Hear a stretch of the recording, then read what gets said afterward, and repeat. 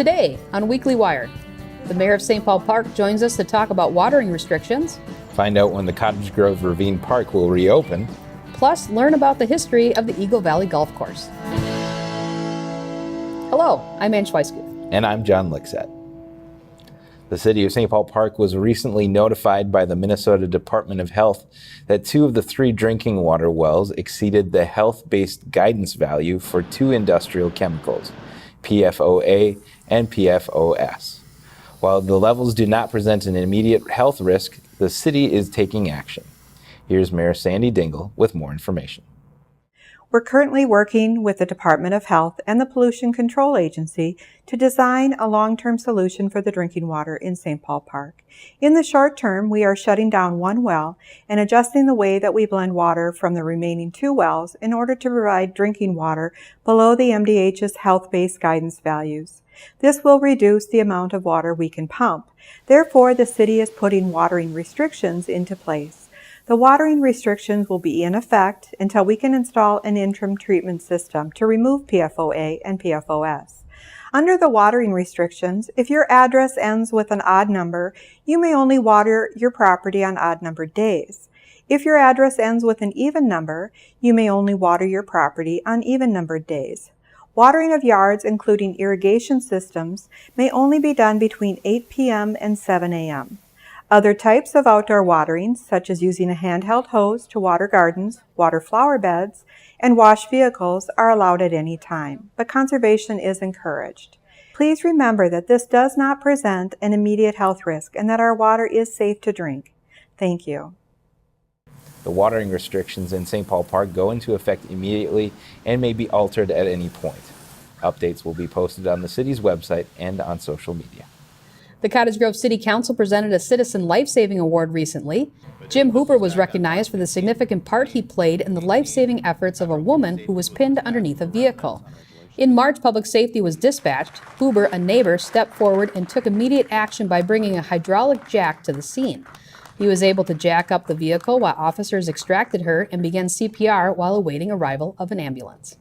Well, after over a year of construction, the Cottage Grove Ravine Regional Park will reopen with a weekend celebration filled with events. Several free activities are planned June 22nd through the 24th. Fishing poles and bait will be provided, and the first 250 visitors get a free bobber. You can also try out kayaking, enjoy craft time, food trucks, run a 5K, or take a self-guided story stroll. Park renovations include a new park circulation road, 4 parking lots, and improvements to pedestrian paths. The trail network has been improved with the addition of a new soft surface trail loop on the north half of the park. The new park road incorporates an updated lake outlet to accommodate water flow. The park also has new play structures and picnic areas. Entrance to the park will be free through June 30th. The Washington County Workforce Center will hold a job fair on June 20th in Woodbury. Employers expected to be on hand include retailer Burlington, staffing agencies, manufacturers, and transportation companies like UPS. The City of Cottage Grove kicked off a new Fun in the Parks Instagram photo contest. The contest encourages residents to get out and explore their city parks. To enter, you just need to take a nature-related photograph in a city park and post it to Instagram with the hashtag Cottage Grove Parks 2018. Each photo earns 1 entry for a chance to win an I Love Cottage Grove Parks t-shirt. And speaking of parks, the Washington County Park System is offering a program called Passport to Parks. The Passport is available at all Washington County Park offices, has a map along with scavenger hunt type questions about each of the major parks and trails in the county. Participants may receive a prize by completing all the questions from at least 5 out of the 9 parks. The Eagle Valley Golf Course began its 20th year of operation this summer. We take a look back and see how it all began. In 1998, Woodbury was experiencing a great period of economic growth. There were new housing developments and retail areas being built in the western part of town, while the eastern side of town was still the farm fields of old. Most of those fields east of Kobe Lake were owned by the Minnesota Mutual Life Insurance Company, who began purchasing farms as an investment. Before the golf course was here, this was basically just a very big cornfield. The geese every fall used to stop and feed in those cornfields, and they still stop here.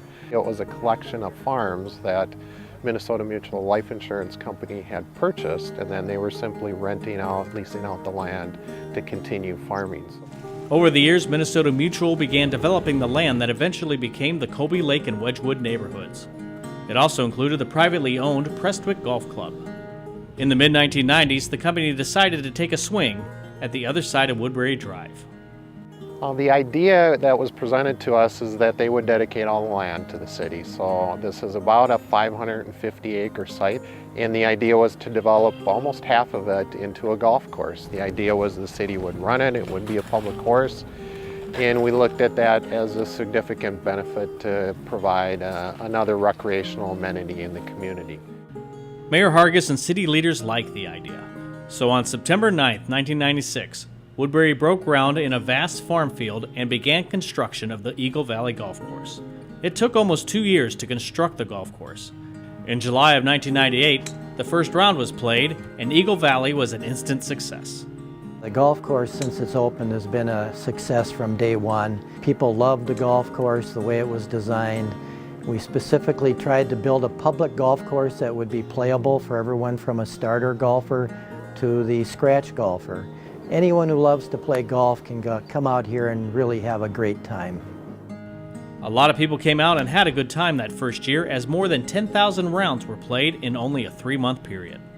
Today, Eagle Valley remains a popular destination, as more than 35,000 rounds of golf are played every year. It has truly become an integral part of the Woodbury community. Oh, I think it's just a beautiful golf course laid out on a fantastic piece of property, and it's just a fantastic open space area for the city. Anyone looking to play golf at Eagle Valley can book a tee time on their website. The Cottage Grove Arts Commission is hosting a summer concert series. Everyone is welcome to attend the show at the City Hall Amphitheater on Thursday, June 21st from 6:30 to 8 p.m. You can bring your own lawn chairs or blankets and enjoy music by the South Washington County Community Band. There will also be a blues harmonica for kids lesson at 6 o'clock, which will be taught by local musician Joe Flipovich. Both the concert and blues harmonica lessons are free. A young Cottage Grove resident was recently acknowledged for his achievements of reaching the rank of Eagle Scout. For his project, David Mueller of Troop 286 built an ADA-compliant Gaga Ball arena in Hamlet Park so that anyone and everyone can play the game.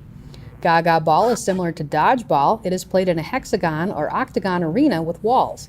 Instead of throwing the balls at opponents, the ball must be bounced off the ground or the wall of the arena. Once it strikes an opponent below the waist, the player is out. The City Council recognized David for taking on a leadership role in the community and adding something new and different to a local park.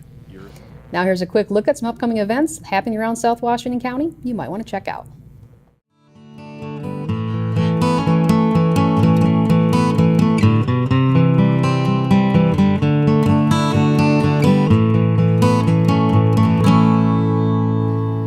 Well, before we go today, we have to say, John, after 5 years, he's leaving us.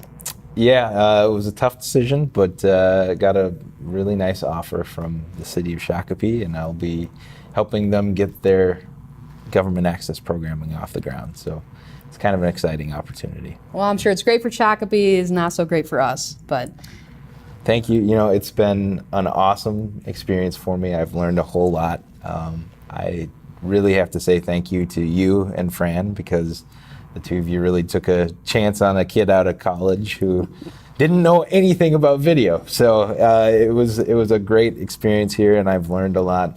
Had a chance to meet some fantastic people. Obviously, a thank you to everybody behind the camera right now and everybody here in the office. Mark, thanks for taking this time with me here and helping me become a better producer. I really appreciate all of this. So. Well, you know, you really have grown over the past 5 years. It's been fun to watch, and like I said, I mean, good for Shakopee, but you'll certainly be missed here. Well, thank you. I appreciate that. All right, do you want to sign us off? That's all. We'll see you next time. No, he won't.